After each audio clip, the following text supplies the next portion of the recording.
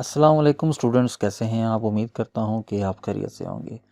आज हमने चैप्टर 4 का जो लेक्चर 3 है उसको देखना है और टॉपिक है हमारे पास सेल वॉल। तो सेल वॉल, जैसा कि आप जानते हैं कि ये कुछ लिविंग ऑर्गेनिजम्स हैं उनके अंदर प्रेजेंट होती है, एनिमल्स के अंदर प्रेजेंट नहीं होती। तो प्लांट्स के अंदर ये प्रेजेंट है, इसके अलावा बैक्टीरिया के अंदर ये प्रेजेंट होती है और फंजाई के अंदर भी ये प्रेजेंट होती है।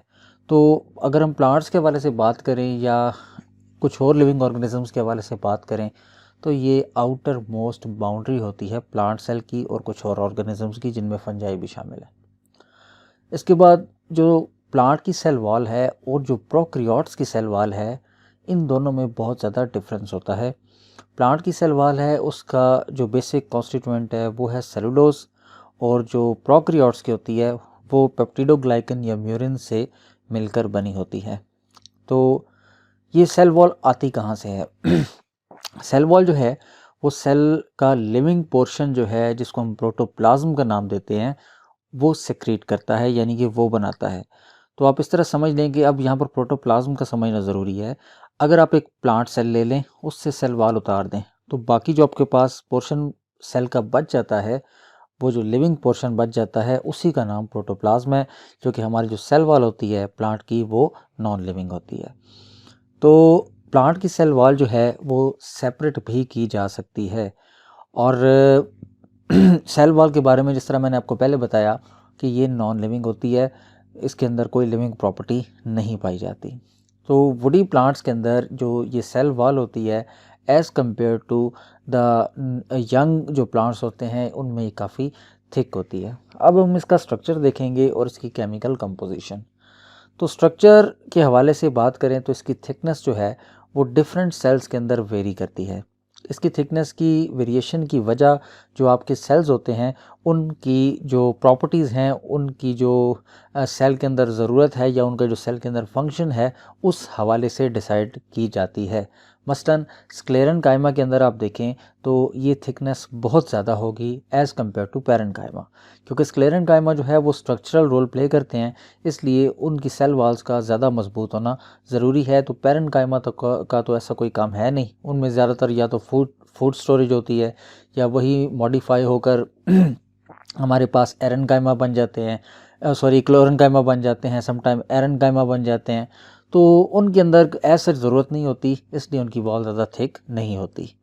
इसके बाद हमारे पास जो सेल वॉल होती है, इसके 3 बेसिक लेयर्स होती हैं या 3 इसके हिस्से होते हैं। एक होती है सबसे पहले प्राइमरी वॉल, एक होती है सेकेंडरी वॉल और दरमियान में होता है मिडल लेमेला। तो पहले बात कर लेते हैं प्राइमरी वॉल की। तो प्राइमरी वॉल जो है ये बहुत सारी लेयर्स से मिलकर बनती है और बेसिक कॉन्स्टिट्यूएंट इसका सेलुलोज है। लेकिन सेलुलोज के साथ पैक्टिन और हेमी सेलुलोसिस भी इसके साथ इन्वॉल्व होते हैं, ये भी कार्बोहाइड्रेट इन नेचर होते हैं। तो सेलुलोज फाइबर्स कैसे अरेंज होते हैं? ये आपस में एक क्रिस क्रॉस अरेंजमेंट में मौजूद होते हैं। क्रिस क्रॉस अरेंजमेंट समझने के लिए आसान सा एक तरीका है कि आप देखें जिस तरह चारपाई का जो बान होता है, जिस तरह वो एक दूसरे के अंदर से गुजर रहा होता है इंटरवूवन या क्रिस क्रॉस मैनर में, इसी मैनर में आपकी जो सेल वॉल के अंदर जो सेलुलोज के रॉड्स होते हैं वो इस तरह से क्रिस क्रॉस मैनर में अरेंज हुए हुए होते हैं। और ये ट्रू वॉल जो कि हम कहते हैं वो इसी को कहते हैं। और ये सिर्फ जो हमारे पास न्यू ग्रोइंग सेल्स हैं उनमें सबसे पहले जो डेवलप होने वाली वॉल होती है वो हमारी प्राइमरी वॉल होती है। तो यहाँ पर आप डायग्रामेटिकली देख सकते हैं कि यहाँ पर आप देखें कि ये प्राइमरी वॉल का स्ट्रक्चर है। आप देखें ये प्लाज्मा मेम्ब्रेन से ही ओरिजिनेट हुई है। तो यहाँ पर आप देखें कि क्रिस क्रॉस मैनर किस चीज़ का नाम है। ये मैंने आपको एक सादा सी मिसाल पहले भी बता दी है कि चारपाई का बांध देख लें, तो उसी तरीके से ये भी आपस में अरेंज हुए हुए होते हैं। तो यहाँ पर आप देखें कि हमारे पास सेलुलोज भी मौजूद है, सेलुलोज के ये फाइब्रिल्स भी मौजूद हैं, हमारे पास पैक्टिन भी है, इसके बाद हमारे पास हेमिसेलुलोसिस भी हैं। तो ये सारी चीज़ें आपस में मिलकर क्या बना रही हैं? प्राइमरी वॉल का स्ट्रक्चर बना रही हैं। इसके बाद जो हमारे पास दूसरा इसका पोर्शन है वो है सेकेंडरी वॉल। तो सेकेंडरी वॉल जो है ये हमेशा याद रखिएगा प्राइमरी वॉल के अंदर की जानिब बनती है। किस तरह, क्यों अंदर की जानिब बनती है? क्योंकि पीछे हमने जिक्र किया कि जो आपके पास सेल वॉल है वो डेवलप हमेशा किससे होती है? वो लिविंग पोर्शन प्रोटोप्लाज्म यानी कि सेल मेम्ब्रेन के करीब वाले हिस्से से होती है। तो प्राइमरी वाल हमेशा बाहर की जानिब होगी, सेकेंडरी वाल हमेशा अंदर की जानिब होगी, क्योंकि वो पहले डेवलप हुई इसलिए वो बाहर की जानिब चली जाएगी। आगे डायग्राम आएगी उसमें आपको क्लियर हो जाएगा। तो कंपैरेटिवली ये थिक होती है और रिजिड होती है। और इसकी वजह क्या है थिक और रिजिड होने की? क्योंकि इसमें डेपोजिशन होती है साल्ट्स की, सिलिका, वैक्सेस, क्यूटिन, लिग्निन वगैरह की होती है। ये सेल को ज़रा ज़्यादा बेहतर सपोर्ट फराहम करने के लिए डेवलप होती है। तो इसके बाद लास्ट इसमें जो चीज़ आती है वो है मिडल लेमेला। मिडल लेमेला आप ऐसी तरह समझ लें जिस तरह आप दीवारें जोड़ने के लिए इस सीमेंट का इस्तेमाल करते हैं, तो ये सेल वॉल को जोड़ने वाला सीमेंट है।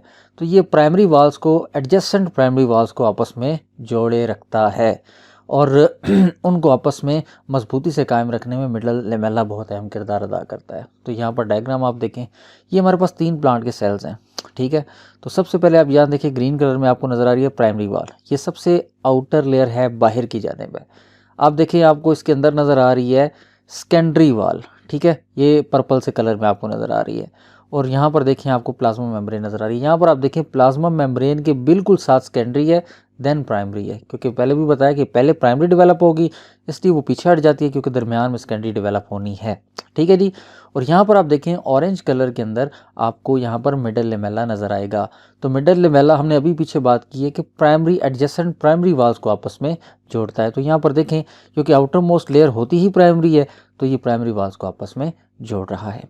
इसके बाद बात करते हैं प्रोकैरियोटिक सेल वाल की। तो प्रोकैरियोटिक सेल वाल के अंदर सेलुलोज नहीं होता जी, ये बनती है पेप्टिडोग्लाइकन या म्यूरिन से। पेप्टिडोग्लाइकन है कार्बोहाइड्रेट इन नेचर ही, लेकिन इसके अंदर अमाइनो एसिड्स भी शामिल होते हैं। और फंगल सेल वाल जो होती है वो काइटन से मिलकर बनती है। तो काइटन भी एक तरह का कार्बोहाइड्रेट ही है, लेकिन इसके अंदर भी इसके अंदर भी अमाइनो एसिड्स की काफ़ी शमूलियत होती है। अब बात कर लेते हैं आखिर में सेल वाल के फंक्शंस की। तो सेल वाल जो है वो सेल को डेफिनेट शेप देती है और सेल को एक रिजिड जो स्ट्रक्चर है वो फराहम करती है, क्योंकि प्लाज्मा मेम्ब्रेन जो हमने पढ़ा है उसके अंदर हमने बात की इसके अंदर काफ़ी ज़्यादा फ्लेक्सिबिलिटी होती है। तो बाहर से एक आउटर स्ट्रक्चर चाहिए जो उसको थोड़ा मेंटेन रखे, जो उसको थोड़ा सख्ती दे, तो सेल वाल इसलिए डेवलप होती है। इसके बाद है ये बैरियर के तौर पर एक्ट नहीं करती कुछ सब्सटेंसेस के लिए, मसलन वाटर है और वेरियस आयंस वगैरह हैं, ये आसानी से इसके पास थ्रू हो सकते हैं। इसके बाद है ये ड्राई सीजन्स के दौरान प्रोटेक्शन देती है, जो हमारी सनलाइट होती है इंटेंस किस्म की उससे बचाती है, ताकि जो वाटर का लॉस है वो कम से कम हो सके। इसके बाद ये टिश्यू को हमने जिस तरह पीछे बात की कि ये सेल्स को मजबूती देती है, तो टिश्यू को स्टिफनेस भी जो है ये फराहम करती है। और ये सेल को स्वेलिंग और बर्स्टिंग से बचाती है। किस तरह? आप देखें गुब्बारा जो है उसके अंदर आप एक बहुत ज़्यादा पानी भरते जाएंगे तो वो एक टाइम आएगा बर्स्ट हो जाएगा, लेकिन वही गुब्बारा आप किसी बॉक्स के अंदर रख कर, उसी के साइज़ का बॉक्स हो, जितनी उस गुब्बारे की कैपेसिटी है उसके अंदर रख कर आप उसके अंदर पानी भरें, तो चूँकि वो बॉक्स की दीवारें जो हैं वो उस गुब्बारे को मज़ीद फैलने नहीं देंगी, तो वो गुब्बारा आपका बर्स्ट नहीं होगा। बिल्कुल इसी तरह का काम जो है आपकी सेल वाल कर रही होती है कि ज़्यादा पानी के इंटेक से जो सेल बर्स्ट होने का ख़तरा है वो बर्स्ट इससे नहीं हो पाता। तो आज हम इतना ही रखेंगे, नेक्स्ट लेक्चर हम इसके बाद देखेंगे। अल्लाह हाफिज़।